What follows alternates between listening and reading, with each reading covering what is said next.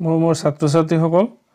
তোমালোক আটাইকে ইংলিছ জ্ঞান একাডেমী চেনেললৈ স্বাগতম জনাই আজিৰ ভিডিঅ'টো আৰম্ভ কৰিবলৈ লৈছো। আজি আমি আলোচনা কৰিব বিচৰা বিষয়টো হৈছে ৰাইটিং স্কিলৰ ভিতৰত পৰিব আৰ্টিকল ৰাইটিং। সাধাৰণতে যিমানখিনি ৰাইটিং স্কিল আছে, essay writing, letter writing, report writing,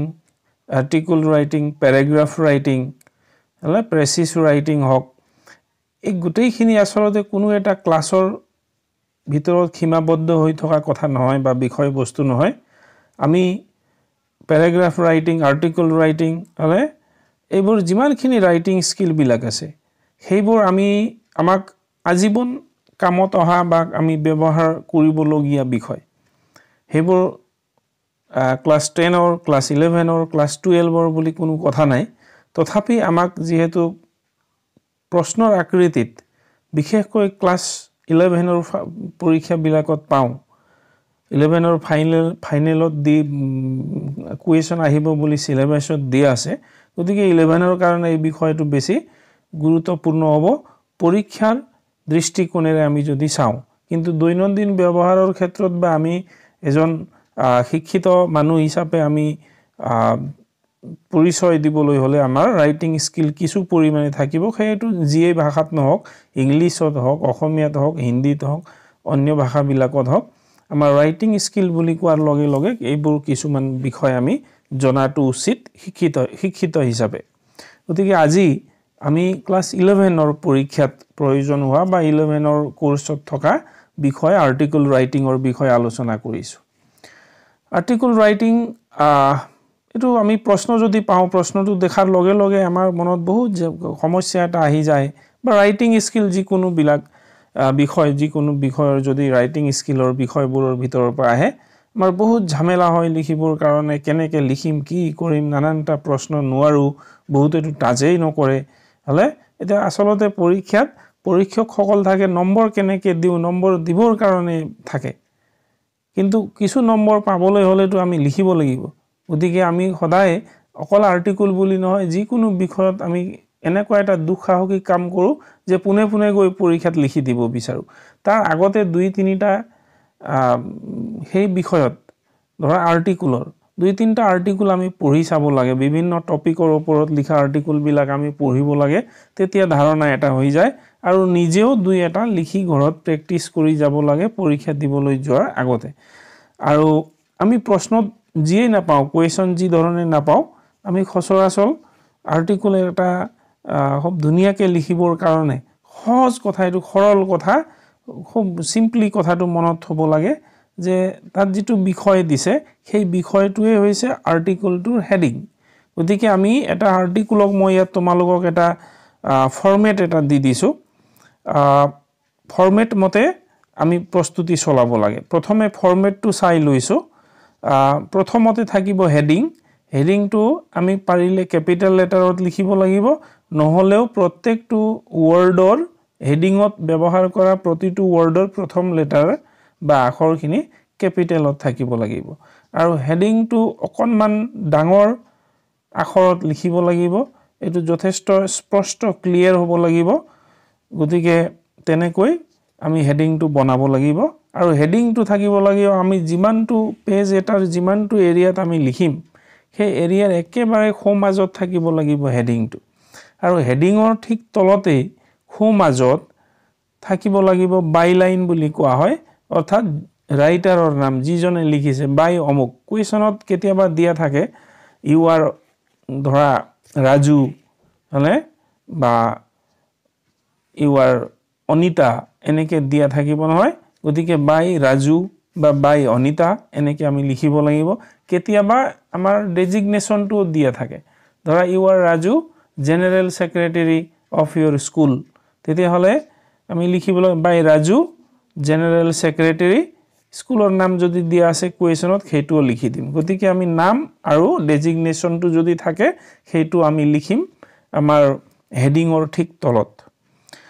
তাৰ পিছত আমাৰ মূল লিখিবলগীয়াখিনি আহিব। লিখিবলগীয়াত প্ৰথমতে আমাৰ ইন্ট্ৰডাক্টৰী পেৰাগ্ৰাফ, অৰ্থাৎ সূচনা কৰা বা আৰম্ভণিৰ এটা প্যাৰাগ্ৰাফ থাকিব সাধাৰণতে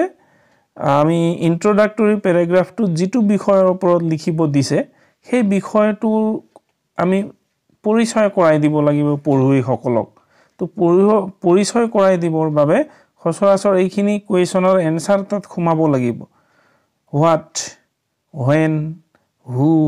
where why how এনে ধৰণৰ প্ৰশ্নৰ উত্তৰবোৰ তাত থাকিব লাগিব আৰু হেনেকুৱাকৈ দি অৰ্থাৎ ডেফিনেশন হক হলে যেটো বিষয়ৰ ওপৰত দিছে তাৰ বিষয় আমি প্ৰথমে এটা সূচনা বা পৰিচয় এটা আমি দিব লাগিব তাকে কোৱা হৈছে ইন্ট্ৰোডাক্টৰী প্যাৰাগ্ৰাফ বিলাক 3 4 বা 5 লাইন মানৰ হলে হল আমাৰ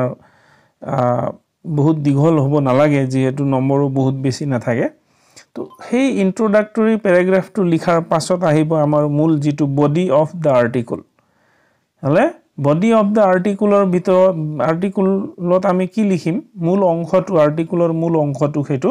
তাত আমি কি লিখিম পৰিচয়টো আমি প্ৰথম প্যাৰাগ্ৰাফত দি দিলু দ্বিতীয় প্যাৰাগ্ৰাফত সেই যেটো বিষয় দিছে হেতু হয় তাৰ কাৰণ বা প্ৰভাৱ থাকিব নহয় লাভালাভ বা ক্ষতি থাকিব গতিকে আমি তেনেকে আমি তাৰ লাভালাভ বিলাক বা কাৰণ বা প্ৰভাৱ এইবিলাক আমি লিখিব লাগিব বডি পাৰ্টটোত আৰু লাষ্টৰ প্যাৰাগ্ৰাফ মই লাষ্ট এই কাৰণে কৈছো যে তিনিটা প্যাৰাগ্ৰাফ কৰিলে সাফিসিয়েন্ট হৈ যাব গতিকে লাষ্টৰ প্যাৰাগ্ৰাফটো হৈছে এটো কনক্লুডিং প্যাৰাগ্ৰাফ তাত আমাৰ কনক্লুজনটো থাকিব লাগিব সামৰণিটো থাকিব লাগিব গতিকে আমি লিখা বিষয়টোত সামৰণিত কি দিম সামৰণিত যেনে কে যদি তাৰ কিবা এটা সমস্যা আছে ডিসএডভান্টেজ বোৰ আছিল প্ৰতিটো বিষয়ৰ এডভান্টেজ ডিসএডভান্টেজ থাকিব হলে গতিকে সেই ডিসএডভান্টেজ বিলাকৰ পৰা আমি কেনেকে পৰিত্ৰাণ পাব পাৰো সেইবোৰক কেনেকে নাইকিয়া কৰিব পাৰো তাৰ এটা উপায় বা ৰিমেডি এটা আমি দিব লাগিব বা সাজেশন আমি আগবঢ়াব পাৰো আমাৰ পৰামৰ্শ আমি আগবঢ়াব পাৰো বা আমি সমাজখনৰ পৰা সেই ক্ষতি বা ডিসএডভান্টেজটোৰ পৰা আমি কেনেকে তাৰ পৰা আমি উদ্ধাৰ হ'ব পাৰো বা ওলাই আহিব পাৰো বা সেই ওলাই অহাৰ ক্ষেত্ৰত আমাৰ আশা বা হোপ আমি প্ৰকাশ কৰিব পাৰো যে আমি আশা কৰিব পাৰো যে এনেকুৱা হ'ব অনাগত দিনত এই অসুবিধাবোৰ অতি সোনকালে দূৰ হ'ব এনে ধৰণৰ আমি আশা কৰি পেলাই আমাৰ কনক্লুজনটো অৰ্থাৎ সামৰণি মাৰিব লাগিব গতিকে এইটো আছিল মূল ফৰমেটটো আমি উদাহৰণ হিচাপে মই কেইটামান টপিক কৈ দিছো ধৰি লোৱা এনভায়ৰনমেন্টাল পলিউশন বা ডিগ্ৰেডেশন আহিল এনভায়ৰনমেন্টাল ডিগ্ৰেডেশন তো হোৱাট ইজ এনভায়ৰনমেন্টাল পলিউশন সেই কথাটো আমি লিখিলো হলে হেতু হল ইন্ট্ৰোডাকশন প্যাৰাগ্ৰাফত আহিলে আমি হেডিংটো আৰু বাইলাইনটো আমি লিখিমেই তাৰ পিছত আমাৰ যেটো আৰ্টিকল আমাৰ ৰাইটিংটো আমি আৰম্ভ কৰিছো ইন্ট্ৰোডাকশনত আমি লিখিছো যে এনভায়ৰনমেন্টাল পলিউশন বা এনভায়ৰনমেন্টাল ডিগ্ৰেডেশন কি হয় হেতু লিখিলো হোৱাট ইজ এনভায়ৰনমেন্টাল পলিউশন তাৰ পিছত বডি পাৰ্টটোত আমি কি লিখিব লাগিব কজ এণ্ড ইফেক্ট বা এডভান্টেজ এণ্ড ডিসএডভান্টেজ গতিকে এই পলিউশন হোৱাৰ কাৰণটো কি তাৰ প্ৰভাৱ কেনেকুৱা পৰে আমাৰ জীৱনত সেইখিনি সামৰি আমি আমাৰ বডি পাৰ্টটো লিখিব লাগে মেইন পাৰ্টটো লিখিব লাগে আমাৰ ৰাইটিংছৰ আৰু সামৰণিত আমি আমাৰ কৰণীয়খিনি হক সৰকাৰৰ কৰণীয় হক হলে বা আমাৰ বিভিন্ন ধৰণৰ সোশ্যাল মিডিয়া বিলাক আছে সেই মিডিয়াবোৰৰ কৰণীয় কেনেকুৱা হ'ব লাগিব তেনেকুৱা এটা সাজেশন আমি বা পৰামৰ্শ আগবঢ়াব পাৰো আৰু আমাৰ পৃথিৱীখন হক আমাৰ সমাজখন হক এনে ধৰণৰ পলিউশনৰ পৰা আমি সেই স্টেপ বিলাক যদি লওঁ আমি সকলোৱে কৰণীয়খিনি যদি কৰো তেতিয়াহলে আমাৰ সমাজখন এই পলিউশনৰ পৰা পৰিত্ৰাণ পাব পাৰিব বুলি আমি আশা ব্যক্ত কৰি সামৰণি মাৰিব পাৰো তো এটা মই টপিক কৈ দিছো এনভায়ৰনমেন্টাল পলিউশন তেনেকে আমি টপিক ক'ব পাৰো মোবাইল ফোন এ বুন অৰ বেন হলে মোবাইল ফোনৰ ব্যৱহাৰ বা মোবাইল ফোনৰ আৱিষ্কাৰ হেতু আমাৰ কাৰণে অভিশাপ নে আশীৰ্বাদ হেনেকুৱা টপিক এটাক লৈ আমি তেনেকে আমি মোবাইল ফোনৰ বিষয় আলোচনা কৰিলো ইন্ট্ৰোডাকশনত হলে আৰু তাৰ এডভান্টেজ ডিসএডভান্টেজ ইয়াৰ কজ আৰু ইফেক্ট না থাকে অথনি যেনেকে কজ আৰু ইফেক্ট আছিল পলিউশন হোৱাৰ কাৰণ আৰু তাৰ প্ৰভাৱ এতিয়া মোবাইল ফোনৰ কাৰণ আৰু প্ৰভাৱ নহয় তাৰ এডভান্টেজ আৰু ডিসএডভান্টেজ থাকে গতিকে কিছুমান আমাৰ আৰ্টিকুলৰ যিখিনি টপিক দি আছে এই দুই ভাগতে শেষ হ'ব তাতকে আৰু তোমাৰ দীঘলীয়া একো নাহে সেই দুই ভাগৰ ভিতৰত হয় কজ এণ্ড ইফেক্টৰ ভিতৰত পৰিব নহয় এডভান্টেজ এণ্ড ডিসএডভান্টেজৰ ভিতৰত পৰিব আৰু কনক্লুডিং আমি যেটো প্যাৰাগ্ৰাফ আমি তাত সেই যিখিনি ডিসএডভান্টেজ আছে মোবাইল ফোনৰ এডভান্টেজ তো বহুত আছে ডিসএডভান্টেজ যিখিনি আছে তাৰ পৰাও আমি পৰিত্ৰাণ পাবৰ কাৰণে আমি সাজেশন আগবঢ়াব পাৰো আৰু সামৰণি মাৰিব পাৰো এনভায়ৰনমেন্টাল পলিউশনৰ বাহিৰেও আৰু এনে ধৰণৰ বহুত টপিক আছে games and sports in schools স্বচ্ছ ভাৰত অভিযান বা clean India mission or campaign yoga education women empowerment এনেকুৱা অজস্ৰ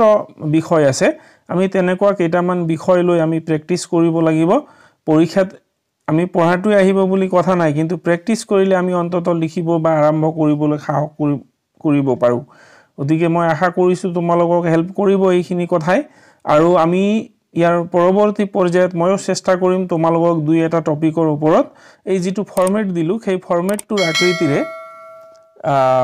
আমি দুটামান আমি কৰি চাম প্ৰ্যাকটিক্যালি আমি আৰ্টিকল ৰাইটিং কৰি চাম বুলি মই চেষ্টা কৰি চাবলৈ চেষ্টা কৰিম থ্যাংক ইউ